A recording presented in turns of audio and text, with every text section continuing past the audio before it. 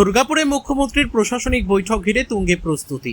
দুর্গাপুর শিল্পনগরী দুর্গাপুরে আগামীকাল অনুষ্ঠিত হতে চলেছে মুখ্যমন্ত্রীর গুরুত্বপূর্ণ প্রশাসনিক বৈঠক।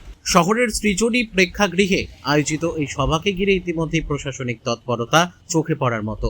জানা গেছে এই বৈঠকে 5 জেলার প্রশাসনিক আধিকারিকরা উপস্থিত থাকবেন। বিভিন্ন জেলার উন্নয়নমূলক প্রকল্প, সরকারি পরিষেবা, পরিকাঠামো উন্নয়ন, শিল্প প্রসার ও জনকল্যাণমূলক কর্মসূচি নিয়ে বিস্তারিত আলোচনা হওয়ার সম্ভাবনা রয়েছে। প্রশাসনের উচ্চপদস্থ আধিকারিকদের পাশাপাশি জনপ্রতিনিধিদেরও উপস্থিত থাকার সম্ভাবনা রয়েছে বলে প্রশাসনিক সূত্রে খবর। সভাকে কেন্দ্র করে শহর জুড়ে নিরাপত্তা ব্যবস্থা জোরদার করা হয়েছে। ট্রাফিক নিয়ন্ত্রণ, ভিআইপি নিরাপত্তা ও অতিথি আপ্যায়নের জন্য বিশেষ ব্যবস্থা গ্রহণ করেছে প্রশাসন। ইতিমধ্যেই সৃজনী প্রেক্ষাগৃহ চত্বর ও সংলগ্ন এলাকায় বাড়ানো হয়েছে পুলিশি নজরদারি। শিল্পাঞ্চল দুর্গাপুরে মুখ্যমন্ত্রীর এই সফর ঘিরে রাজনৈতিক ও প্রশাসনিক মহলে ব্যাপক উৎসাহ তৈরি হয়েছে।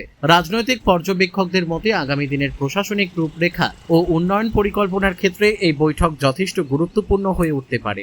বর্ধমান, পশ্চিম বর্ধমান, বাঁকুড়া, পুরুলিয়া, বীরভূম 5টি জেলার প্রশাসনিক বৈঠক। মাননীয় মুখ্যমন্ত্রী শুভেন্দু অধিকারী মহোদয় আসছেন।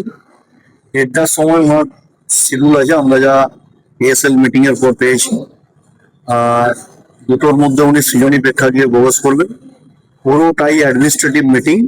MLS, MP, DM, SDO, BDO, SP, CP, CI, OC এই লেভেল পর্যন্ত এদের নিয়ে মিটিংটা হবে। মিটিং এর মধ্যে কোনো ধরনের কোনো সাংবাদিকদের ওখানে আমার কাছে যা ইনফরমেশন থ্রু ডিএম পেলাম আর কি, যে ওখানে থাকবে না, আপনাদের ভিডিও ভিজুয়াল দিয়ে দেওয়া হবে। পরবর্তী পর্যায়ে উনি প্রশাসনিক সভা শেষ করে কমপ্লিট করার পরে আপনাদের সাথে, সংবাদ মাধ্যমের সাথে কথা বলবেন। এই পর্যন্ত 5টা জেলা। আর আজকে মাননীয় জেলা শাসক মহোদয় উনি দুর্গাপুর নগর নিগমের অ্যাডমিনিস্ট্রেটর হিসেবে দায়িত্ব গ্রহণ করলেন। আমরা তাকে 2 বিধায়ক শুভেচ্ছা জানিয়ে অভ্যর্থনা জানালাম। ওনার চেয়ারে বসে উনি আজ থেকে কাজ শুরু করলেন। প্রশাসনিকভাবে দুর্গাপুর নগর নিগমে যাতে হচ্ছে একটা অচল অবস্থা তৈরি হয়েছিল, সেটা যেন মানুষের সার্ভিস দেওয়ার জন্য সব ধরনের কাজ সরলীকরণ পদ্ধতিতে সেই কাজ মানুষের উদ্দেশ্যে এখান থেকে করা।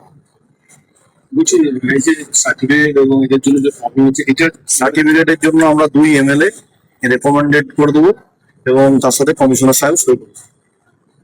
যার যা প্রয়োজন কর্পোরেশন এসে জমা দিলে 2 এমএলএ সার্টিফিকেটও পাওয়া যাবে এবং কমিশনার সাহেব এবং ডিএম সাহেব এরা সবাই সই করবে।